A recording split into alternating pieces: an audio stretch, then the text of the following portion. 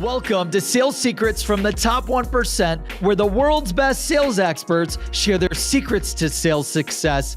My name is Brandon Bornancin, a serial salesperson and entrepreneur, and I'm sitting down with the world's best sales experts to share their top secrets to sales success. Welcome to Sales Secrets from the Top 1%, where the world's best sales experts share their secrets to sales success. And I am humbled, honored, and grateful to have with me CEO and founder of the Bridge Group, author of the Sales Development Playbook, How to Build a Repeatable Pipeline and Accelerate Growth with Inside Sales, Miss Sales Development Expert, Inside Sales Evangelist herself, Trish Bertuzzi. Thank you so much for joining us today. Well, you know how excited I am to be here. I'm a huge fan. Obviously, you know, you've been running the Bridge Group for a while. When I first got into corporate enterprise sales at IBM and selling for Google, you know, I was following the Bridge Group for like a decade, and you've been running this great company for over 20 years, which is like, you need to write a book on that in and of itself. But I'm thrilled to talk about, you know, your book, everything you have going on with your clients. And the audience is dying to know, what is your top sales secret to sales success? But before we get there, Trish, before all the success, before all the glitz and glamour on stage at the Sales Development Summit, speaking with Amazon bestseller with the book, where did you come from? Talk about, you know, we'd love to learn like who Trish is. Where'd you come from? How'd you get started in sales, the success and failures along your career? And then we'll, you know, get into your top sales secret. So, I mean, I've told this story many, many times because I have a non-traditional sales career. I didn't get my first job in sales till I was 27. And I was a single mom. Wow. And had my fabulous son, Matt, who was 2.5, 3 years old at the time I went into sales. But it was simple. It was back in the day. And I'm talking the day of the 3 martini lunch, where executives went out every day for lunch and got hammered. Like, I don't know how they went back to work, but they certainly did. And this is like Mad Men style. Oh my God. Total Mad Men style, only nowhere near as good looking. I never met anyone who looked as good as John Hamm. Never in my entire life. Yeah, Don Draper. That's awesome. Without a doubt. So, but I used to wait on the CEO, the VP of sales, and the CFO from this tech company. It was at Kent's Steakhouse in Framingham, and they'd come in every day, and I'd wait on them. And if you know anything about me, you know I'm far from being shy. So I'd give him shit every day, right? That's what you do, right? And we'd have this great relationship. So one day the CEO said to me, he had a Hungarian accent. I'm not going to be able to do that, but it was really funny. He said, "You are rude, obnoxious, arrogant, and hungry, and you should be in sales." So I said, "Well, give me a job." Right? And he did. So I went to work selling something called the computer installation data file. It was a list, right? You literally bought paper lists. It was crazy. And it was over the phone. And I like lists, like sales leads? Yeah. Only it was. Oh my gosh. You were doing what I'm doing now, but on paper. God, old school. I mean, I'm talking old school. So not even files. That's funny. Yeah. So I started selling it, and I was like, why do people say sales is so hard? I'm like, I don't get it. And it was like, I found it super easy. I loved selling over the phone. I loved my product. I loved everything about that job. And I was the number one rep. And I was the number one rep they fired eventually. Yes. And they fired me because I was a pain in the ass. And thought I knew everything about everything. And you know, when sometimes your top performer is your worst nightmare. Well, that was me. And that was one of my biggest lessons learned. Doesn't matter if you're killing it. If you're not a team player, you're gone. Yeah, no, that's I learned that the hard way as well when I was launching my second company, and after my first company was super successful, and I lost millions because of thinking I knew everything. So I could totally relate. Yeah. And by the way, so this list company, Yeah. before you worked there, right? Yeah. So were you a stay-at-home mother before, or what were you doing before that? No, stay-at-home mom. Wow. Just waitressing to help pay the bills, and that was it. Like So literally, you tech go from experience. stay-at-home mom to like straight into sales, ready to go, no training. Yep. I have to say though, my entire family is a family of entrepreneurs. Like my dad's got a PhD in chemistry and he started multiple companies, and there's 5 kids in my family. And except for one of them, which is actually my brother, all 4 of the girls in my family, we all own our own businesses. So I think entrepreneurship and sales have some of the same DNA. So I had that from my family. Wow, that's incredible. And by the way, so your dad had a PhD in chemistry? Yeah. Was he angry? Was he pissed that you went into sales? No, he was pissed that he had 5 kids, that he killed himself to get a doctorate and get his PhD. And he had 5 kids, and none of us have a college degree. Wow. I had no idea. Yeah. I didn't even realize that. That's incredible. Yeah. I love that. That just goes to show you that, hustle beats talent when talent doesn't hustle, right? Or hard work beats talent when talent doesn't work hard. Yeah. Okay. So you've got your son, you said, right? Yeah. You need to generate some cash. Yeah. How did you decide sales? Like, out of all the things, you said you were waitressing, like, how did you pick sales? Oh, because this guy told you. I didn't pick sales. Sales picked me. Yep. Yeah, it was funny. When I was trying to work for IBM Interactive, I wanted to go into marketing, and they're like, "You're too much of a sales guy." Thank God. Thank God that happened. Where would I be right now? I know. That's okay. So your boss at the time's like, "Look, you need to go into sales," kind of like. Yeah, my customer. Wow. Yeah. It was so then you join this company. You're selling these lists, and then fired. you become number 1, and then they fire you even though you're number 1. And I deserved it. Wow. What happened? I was just an asshole. I was an asshole. There's no other way to put it. I just thought I could get away with whatever I wanted because I was always crushing my number. Wasn't a team player. Just not good. Just not good corporates. I wasn't a good corporate citizen, and I deserved to get fired. And so I got what I deserved. Yeah. But wow. then, you pick yourself up. So you get fired. And I was about to say, what happened next? And you go get another job. So that's what I did. I went to another tech company and I got a job. Now, this is back in the days when there were mainframes. So I got a job back then we called it telemarketing rep instead of sales development rep. And I'm like, okay, all right, I'll do this because, this is good. I can do this. I know I can do this part. So I was a telemarketing rep. I did really well. I convinced them to let me build the team. So I was a manager. And then the company came out with a PC product, and I went to the CEO and I went, I can sell that over the phone.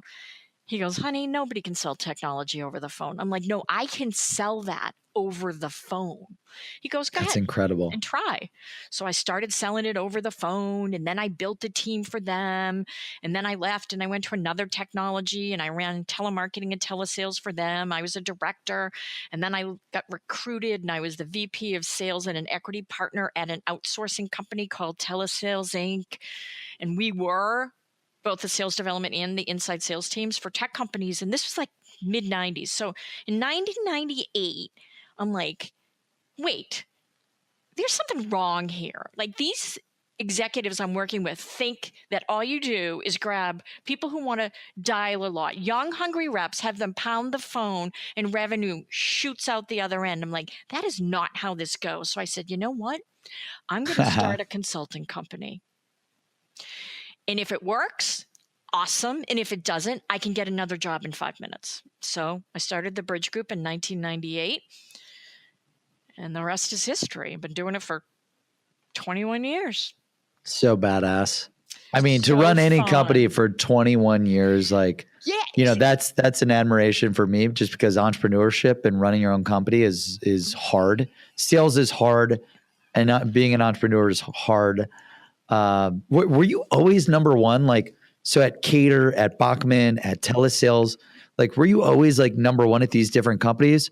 I know you said you got your ass kicked and well, you crushed it, but they let you go because you weren't a good cultural fit. Yep. So then what did you change at, the next place? Was the next place Bachman Information Systems where you sold those? Yeah. The next place was, it was Bachman, then Cadre. I just humbled out a little bit. Like you said, you have to learn from your experiences.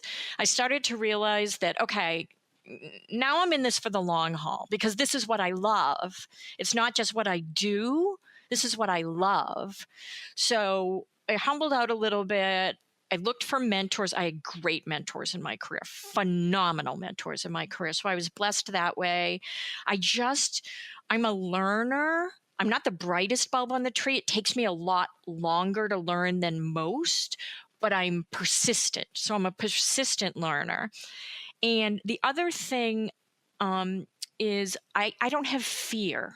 Like, people are afraid of things about starting a business or calling a person or doing a podcast or getting on a stage. I don't feel fear like most people do when it comes to things that are professional. How do you, I want to talk about persistence, but more about the fear, just because this is really hard, right? Everyone cares about what people think about, you or them. And how did you create this fearless perception? Well, once again, I think it's in your DNA. I think a lot of it comes from my family, just like you came from a great family, from the little bit that you've told me that said everybody should be treated equally and there's a certain way you have to behave as a human. I think we had that. But in addition to that, you can do whatever you want as long as you try hard and earn it. Yeah. That was a big one. That's funny. Earn. That's a big one. Yeah, that little word, I think, is like fallen by the wayside in our society, and I hope it makes a comeback, because earn teaches you a lot. Not deserve, not hang out long enough it happens for you, not luck, earn.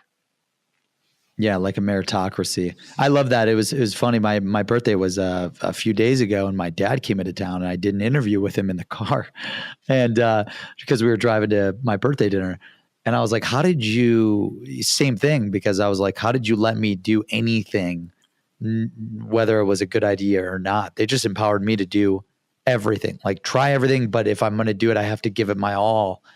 And I think your family has to instill that. Now, I do believe that you can learn it. If your family doesn't do that, in my opinion, I think that you can learn that.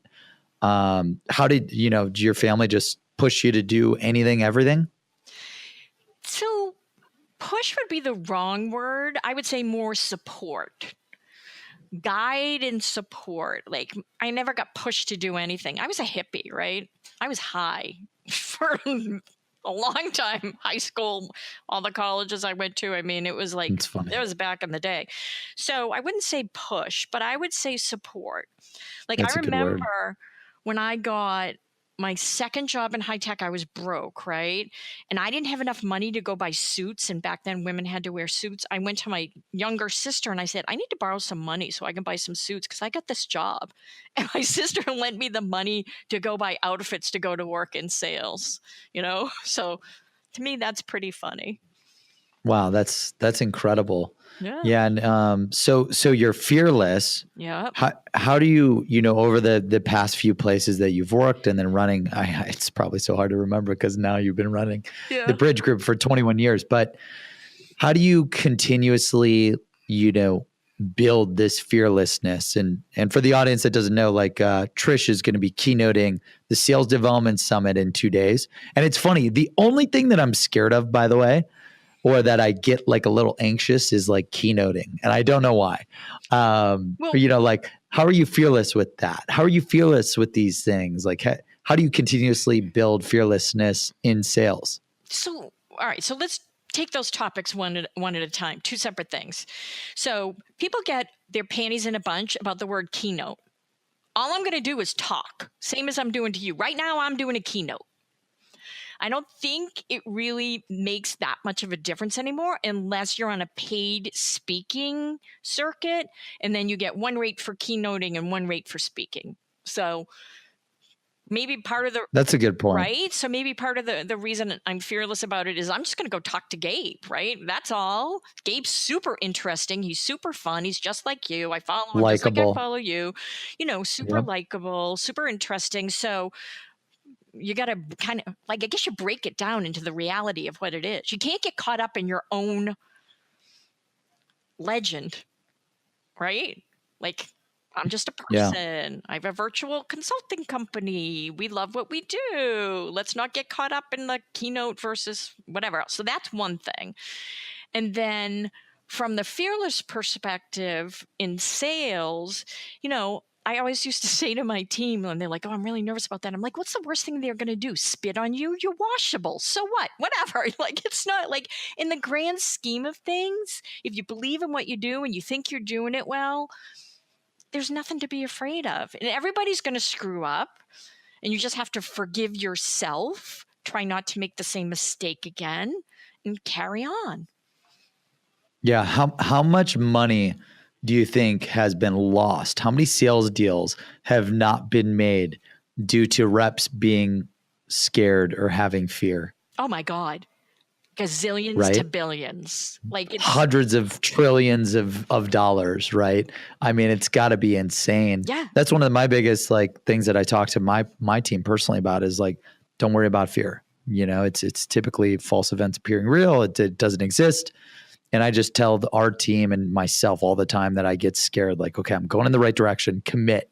If I'm scared to interview Trish, commit and interview her or whatever it is, anything out there. Kind of like when you launched your company. I love that, by the way. You and I had the same mindset. Like, you launched your company and you said, what's the worst that can happen? If it doesn't work out, I'm going to go get a sales job. Yeah. And here you are 21 years later. What if you didn't do that? You might not have written the sales development playbook to positively impact so I saw thousands of people. I just, about half an hour ago, I put this quote, I wish I'd written it, but I didn't, on LinkedIn. It says, sometimes your only available transportation is a leap of faith. And people don't take leaps of faith. Wow, that is good. Right? Leaps of faith. Often enough. Sometimes when you do something, women especially, like, I know that, Brandon, I know. Yeah, we talked about this. Yeah, we talked about this, right? You're a huge advocate for women in sales. You're putting your money where your mouth is by sponsoring Girls Club. Good for you. But women, we allow ourselves so much self-doubt. It's ridiculous. Like, there are stats that show if there's a job and a man wants to apply for it and he has 70% of the skills that they're looking for, he'll still apply. A woman won't apply till she has at least 100% of those skills. I mean, just take a leap of faith. You know what I mean? You can acquire those skills. So I think I realized that from reading Lean In by Sheryl Sandberg. Like, I didn't realize the societal changes in norms on women in sales or women in general until my fiance, Danielle, and we read Lean In, because I'm like, hey, I'm not a woman. I'm trying to build an amazing company. I have to understand the 50% of the workforce that could help us maximize the, you know, we want to positively impact 1 billion people. We got to know how to work with, empower women.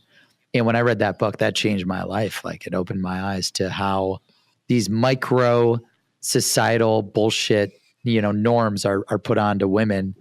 And kind of like disempower them to be like, hold them back in a way, to not take the shot. I hate that. Yeah. Because I believe in anyone, every time, take the shot and fail and learn and optimize. Taking the shot is the only thing you can do in your life. Take every shot you can.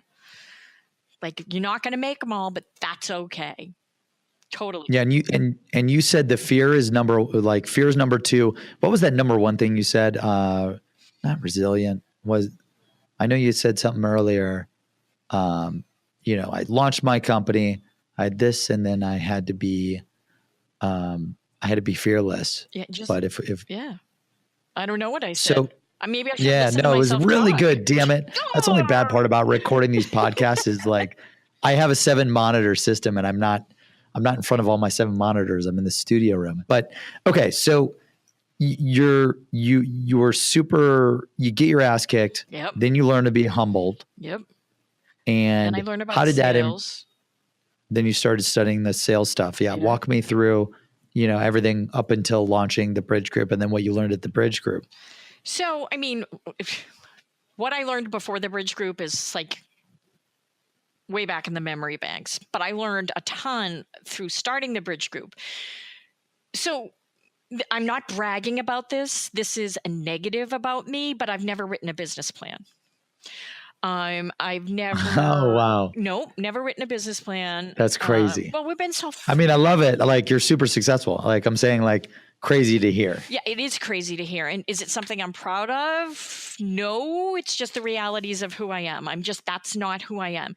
Everyone's like, well, what do you do? I go, I get up every day, and I'm talking 7 days a week, and I go to work, and I am so excited to go to work. It's crazy.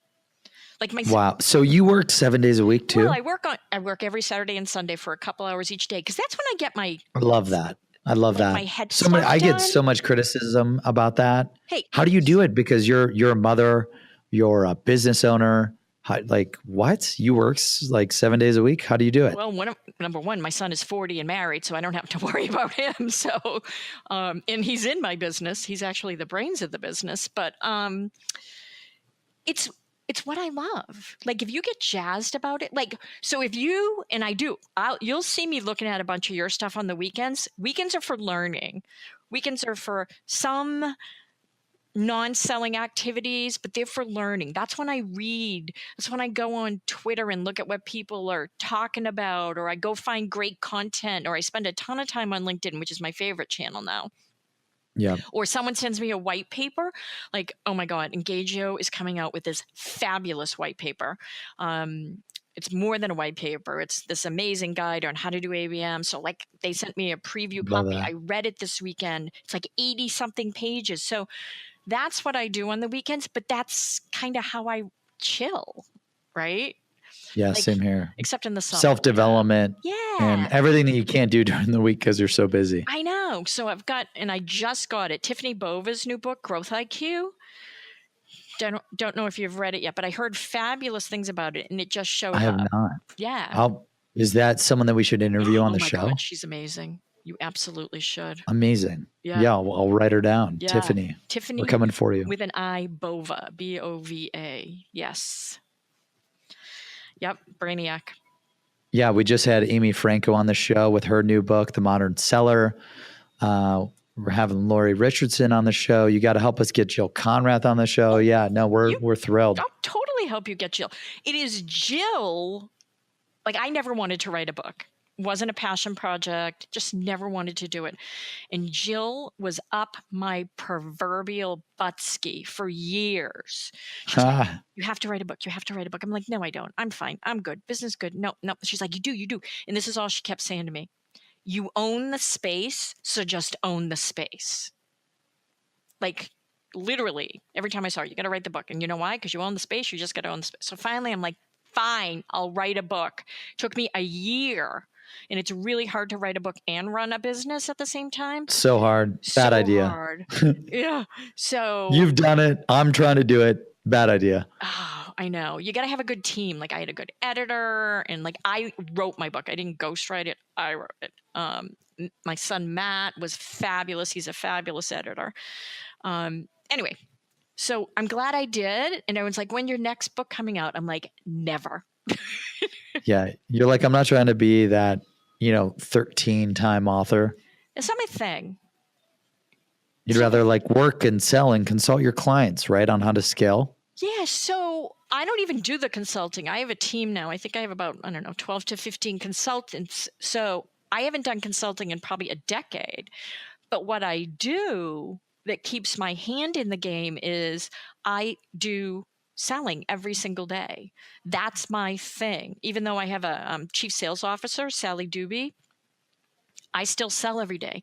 I use every Wow. technology there is. I use every technique I hear about out there. I A/B test everything myself. I'm constantly changing my process, my message, my tech stack. That's how I keep my hand in the game. And twice a day, I do sales calls with CROs or CMOs from tech companies that are just exploratory. Tell me what you're doing. Tell me what's working. Tell me what's not. Oh, and I get great ideas. And of course, hopefully they get value out of the conversation as well. But that's my passion, is just keeping my I finger on the can't believe pulse you of it. still sell, because that's incredible to hear. I mean, even me, as the CEO, like we've only got 35, 40 people. And we went from 5 to almost 50 in like 5 months, which is crazy. I'm having a hard time finding the time to like sell, because we're doing all the thought leadership stuff Yeah. and the travel and the fundraising and all that. I mean, you're selling all the time. Yeah. But how do you carve out, because the Bridge Group, you got this amazing consultancy. How do you carve out the time to always be selling? 11 o'clock and 3 o'clock. My calendar is booked off and it's sacrosanct. I love that. So, Yeah. so you just lock it in no matter what. It's 11 11 and 3, Yep. you're selling. Yeah. Do you do that for an hour, 2 hours, 3 hours? I do it an hour. So I do it at 11 and I do it at 3. And then if I can get back to it at other times during the day, I will as well. I mean, it's my favorite thing to do. It's absolutely my favorite. And my favorite thing to do is the beginning of the sales process. Like, I'm a sales development rep. Like, that is my passion. I love figuring out how to get at people, what message to use, what medium do they like, who do I know that they knew, how do you do social? Like, that is so my thing. Yeah, I love the hunt. The hunting. It sounds like you love the hunt. I do. And the strategy, it sounds like you're really strategic with the data and the execution. Obviously, the book, covers all of this from every single step of the way. But that's incredible. I can't believe it. 11 a.m. and 3 p.m. You lock it down, wonderful. So what did you learn launching your company? Because obviously when you launch your own consultancy, did you have a book of business? How did you grow it to be this powerhouse consulting company? Walk us through that a little bit. I had my first client. I didn't have a book of business, but I did have my first client. So I had some revenues coming in, and it's really a challenge when you're a solopreneur, because you've got to find the next gig while you're delivering this gig, so you've got that conundrum going on. So I think Lori Page, who's been with me 17, maybe 18 years, and I had worked with her at Telesales Inc. When she came on board, we were doing consulting together. So I think the important thing you have to realize is you always have to be selling, no matter how busy you are. You can't ever stop selling. It's the people who think that they can stop selling that are the people that all of a sudden wake up one day and go, wait, I don't have any clients or any money. What happened? So I always focused on making sure this Pipeline. 11 and 3 rule has been, I can't even tell you how long. Really? Like, since you pretty much like the whole duration of the company? Pretty much.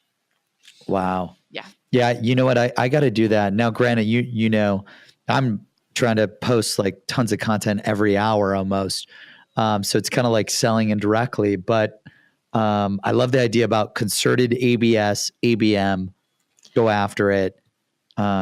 It's weird when you're a salesperson and then you become like a CEO that investors try to tell you you're not allowed to like do daily demos anymore and all that stuff. But it's my most favorite thing too. Absolutely. So that's why I was so curious to hear how you did it, because like, these investors are like, Brandon, you cannot do 10 demos a day anymore. You have to build the teams. And I'm like, no, I just want to pitch and sell.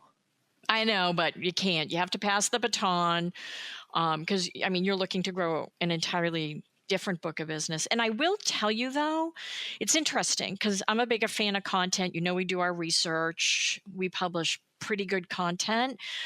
I think the shortest path between 2 points is a direct one. If I want to do business with someone, I just go get them. I'm not waiting for my content to bring them to me, although thank you. So fast. If it happens. I agree. So, yeah. And the other thing I think about content is, if you look at our blog, we only post, I don't know, 6 or 7 times a year. And I try to be very judicious with the content I put on LinkedIn, because content can be the new spam. And sometimes if you have too much content, people stop paying attention to what you say. So Oh yeah, I'm for trying to, sure. I'm still trying to figure out, like, what's the difference between interesting and annoying? So Yeah. I mean, you've got what, 240,000 or so followers. I mean, you definitely, you're doing something right that I know I'm trying to learn from, and I'm sure everyone else is trying to learn from here that's listening and watching. yeah, well, let me say to those 240,000 people, thank you so much, number one, for doing that. And number two, I promise that I will not just be a spam cannon with content, and I'll try to be judicious with what I share. That's amazing. So what was the biggest thing that you learned, from your sales career, building the Bridge Group? And then what was your biggest failure / learning experience, that fail forward experience? The biggest thing I learned for sure was that you can't just say you're going to do something. You have to dedicate yourself to doing it. So like those 2 hours of selling time a day, that was something I had to learn to do. Because you know what it's like. You could fill your day with just crazy stuff. Your day can grab you and shake you around and throw you against the wall. And at the end of it, you're like, what happened? What did I accomplish?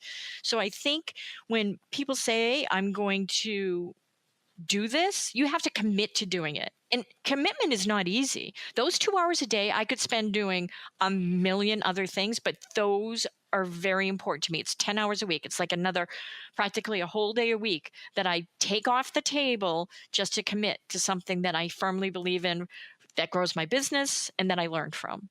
So yeah, I'm going to do the same. After this call, after this interview, the chapter of the book and this podcast show, I'm going on the calendar and I'm locking it back in. I used to have blocked off time, and then my stuff just got crazy. I'm doing it again. You inspired me to do that. Yeah, you just hopefully the audience listening does the same. Yeah. Who cares if you're CEO, founder, sales development rep, AE, sales director, VP of sales? Like, dude, the people higher up have the most, the easiest, penetration into an account because they're the most well-known or the most knowledgeable. I'm telling you. I mean, sometimes if I know someone's read a lot of our content and I can see their activity, sometimes I call people up and go, is my name familiar to you? Like, my SDR can't do that, right? So Right. You're the celeb, you're the expert. Yep. You could probably make the deal go the fastest. You get in the account the fastest. So you got to put in the effort. Yeah, and it's my favorite thing to do. So it's a win-win all around. Wow. Yeah, okay. So you got to stick to executing the things that you say you're going to do. Yep. And that was the biggest driver to your success. Do you have any examples outside of the 2 hours a day in prospecting? What else do you think that you stuck to throughout building the Bridge Group, this amazing sales consulting powerhouse over the past 21 years? Yep. That led to keeping the doors open, that led to survive and thrive? My clients are way more important than I am. Their goals are more important than mine. When I'm in a weird business, right? So consulting is a weird business, because especially the way I do it, because we do it project driven, right? So we have start dates, end dates, milestones, deliverables. So you work on this statement of work and they're very comprehensive and you hope you got it right. But at the end of the day, I have never, nor have any of my team members ever said to a client, oh yeah, we can't do that. That's outside scope. Oh yeah, you want us to come on site? Well, we didn't build that into this, so we can't do. Oh, you want us to interview 5 more people? Yeah, we can't do. No, none of that. Never, ever, never. What's it going to take to make this client a raving fan? No nickel and diming. We'll figure it out together. We're partners. I'm not a vendor to them. I am their partner. I am there to help them scale their business, and we're going to do it. And we're going to do it in such a fashion that not only are they raving fans at this company, they're going to bring us into every other company they go to moving forward. That has been a touchstone for my business that has served us incredibly well. And I am blessed that my entire consulting team has the same attitude. Wow. Yeah, that's incredible. I love that. And you don't get that a lot in software sales. And I remember, selling for IBM and Google. We were able to do that. I miss those days of like, nothing's out of scope, figure out how to make it happen. And that doesn't scale though. Like, is it hard for you to be so accommodating, knowing that if you commit to it, knowing that it's the best thing for the client, but it's not something that you do every day or that is in your SOW boilerplate? Like, do you feel that that's hard to scale, or are you just like, whatever it takes? So it's not that I'm in the people business, right? I'm in the time, expertise, and people business. So the more time my team is spending with existing clients, the less time they have to spend with new clients. So to some extent, that has been a gating factor in my growth, for sure, right? But I don't care. I'd rather grow slower and grow with my clients as opposed to maybe screwing up a couple deals a year and growing faster. That's not as important to me as the client satisfaction aspect is. Wow, I love that. That's great. Yeah, because I mean, and even though it may not be at a certain profit margin or it may not hit these certain revenue targets, that will lead to multiple lines of business, from them or from referrals or wherever it may come from. There's hands down, my clients are our best lead source. Number one lead source. Without a doubt. Yep. Wow.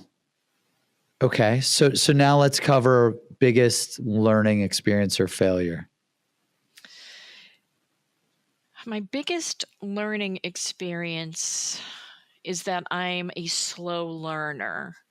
Like, I already told you I didn't go to college. Well, I went to college forever. I just never got a degree in anything because I wanted to be 5 million things before I landed the plane. ADD learner. Exactly. I've got that. I buy 100 online classes and then I watch like 10 minutes of them all. And seriously. I have a Udemy addiction. It's so bad. I got to cancel the account. So I stopped buying classes. Oh, you're so funny. Well, my problem was this is what someone told me once. Cadre actually had their executive team evaluated by what they called an industrial psychologist. And the guy said to me, I can tell you never went to college.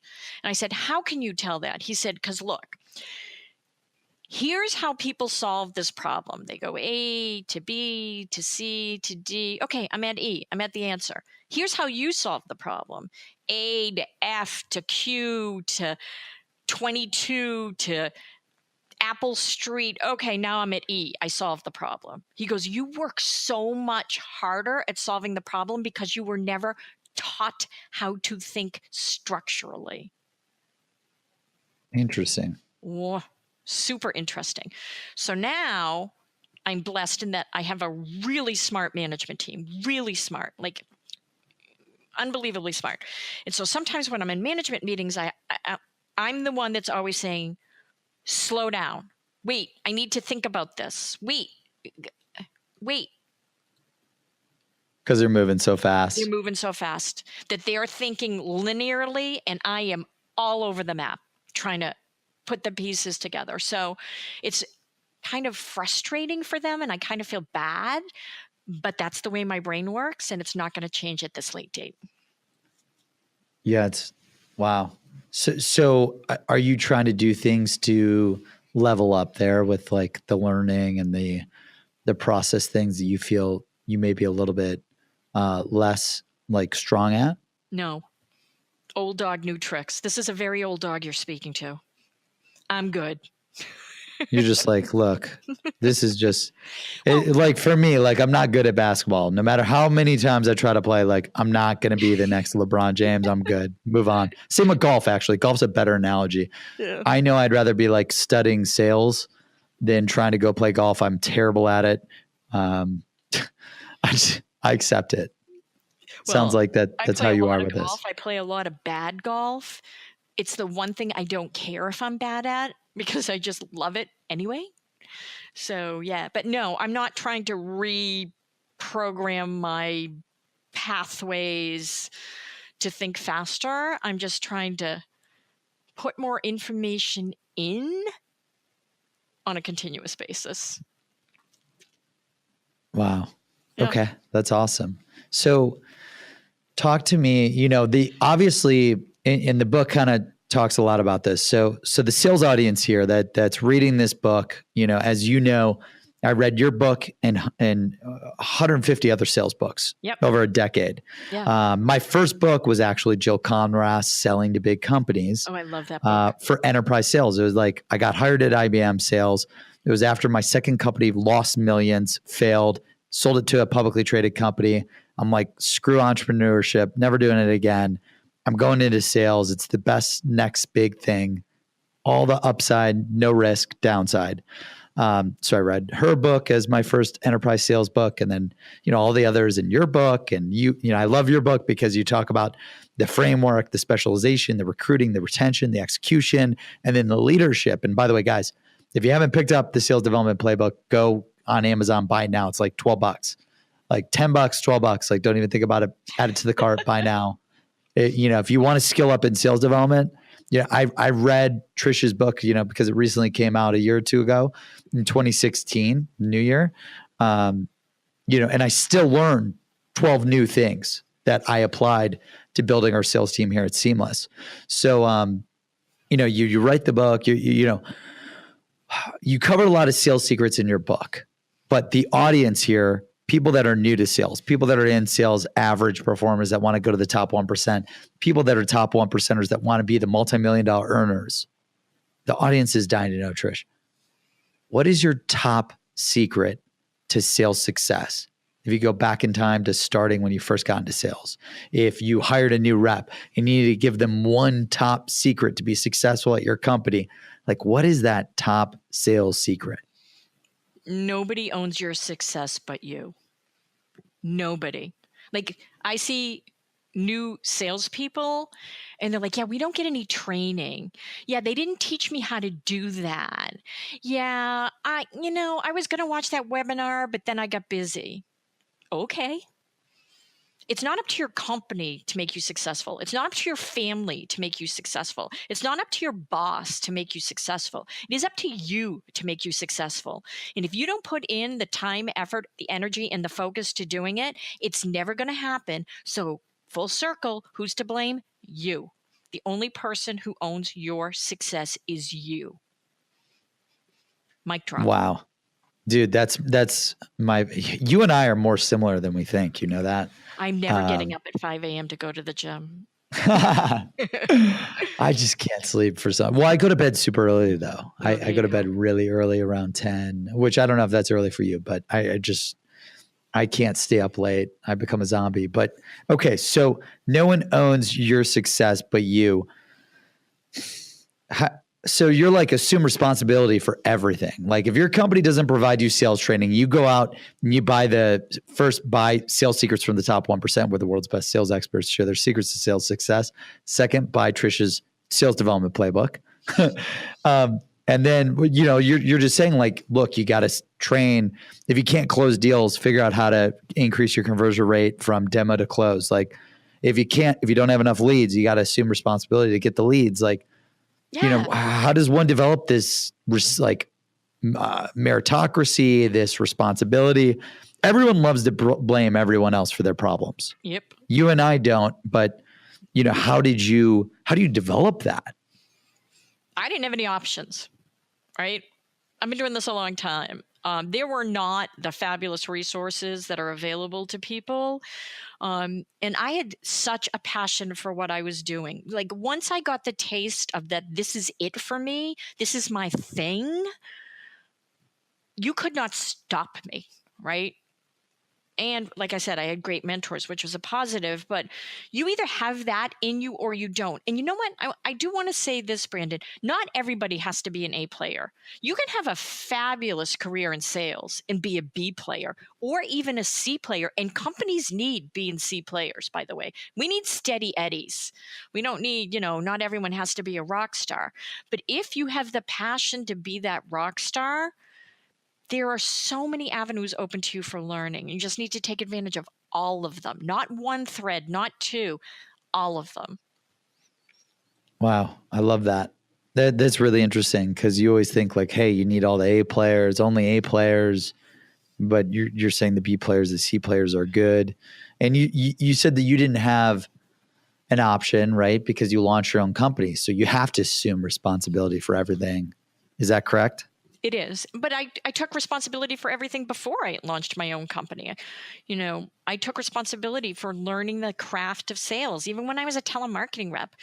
And I'd say to the field guys, well, how do you get them to think about it this way? And they'd tell me, or, I still do this to this day. If I'm on the phone with someone and I'm talking to them and I can tell we're going nowhere, they are not grooving on me, I stop and I just say, what about my message is not resonating with you? Can you help me understand?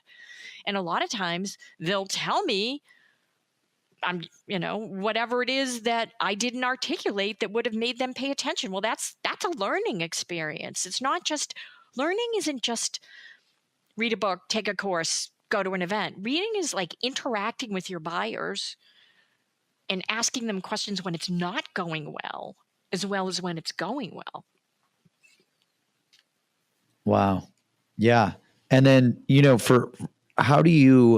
what's your advice for salespeople, sales development reps, salespeople, marketers, entrepreneurs who need to step up and start assuming responsibility and owning their success? Like, do you see this when you're coaching all these sales teams? Like they're just putting things off to other people, or how do you get them to own their success and to step it up and to do the hard things that they don't want to do? How do you motivate them? Can you is the bigger question. Can motivation be driven, or is it core to what a person is? I don't know. You can motivate someone to do something short term, like when you have a sales kickoff or you have an awesome training event or whatever. So you can motivate someone to change their behavior in the short term. But when it's really important, when it's fundamental, and when it's for the long haul, can you really motivate externally? I don't know. I don't think so, but I don't know. Yeah, it's tough. I was just telling my VP of tech that I'd rather pull someone back from climbing out Mount Everest than having to push them up the mountain, because it's tough. Great analogy. Great analogy. Because I've got a wild west rep, a sales rep that works his ass off, but burns some stuff to the ground, along the way every now and then. And that reminds me of me being when I was selling, and my VP of sales at the time, chief revenue officer, would have to like coach me. But then the people that just don't want to work, it is hard to motivate them. It really is. So are we going to wrap up this conversation by talking about that bunny? Yes. Yes. Let's hold on. Talk about what? The bunny? The bunny rabbit. Who's rabbit? The bunny. Oh my gosh. Okay. So yeah, let's wrap it up because I know we both have to go. So nobody owns your success but you, and you have to take ownership. Any last pieces of advice for people that on this chapter for them to own their success from the expert, Trish? Well, let me give you I'll end with an example. So Jill Konrath, fabulous author. I read her book, Selling to Big Companies. I went, oh my God, this is changing my life. I tracked her down. I picked up the phone. I called her and developed a relationship. And I consider Jill one of my dearest friends.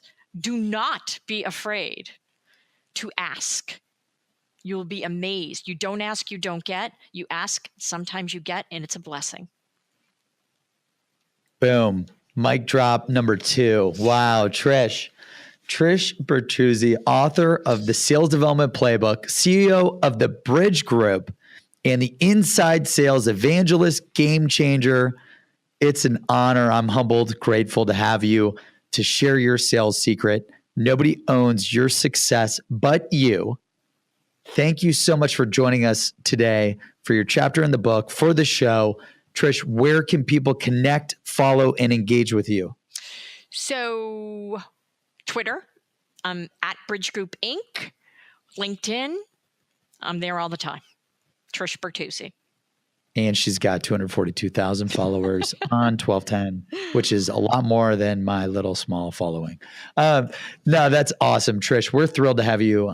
Thank you so much for the time. And the rabbit.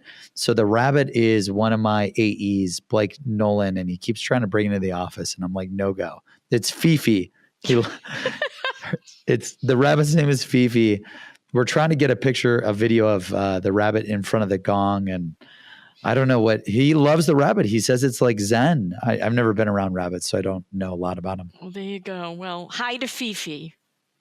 Well, hi to Fifi. I may ship you a rabbit as a thank you. Please don't. For being on the show. So that way you and Blake can do a rabbit videos. I'm good. Oh man, too funny. Well, thank you so much again, Trish, for the time. This was great. And we look forward to sharing your sales secret with the world. And this is a wrap up of Sales Secrets from the Top 1%, where the world's best sales experts share their secrets to sales success. Pre-order a copy at secretsalesbook.com. That's secretsalesbook.com.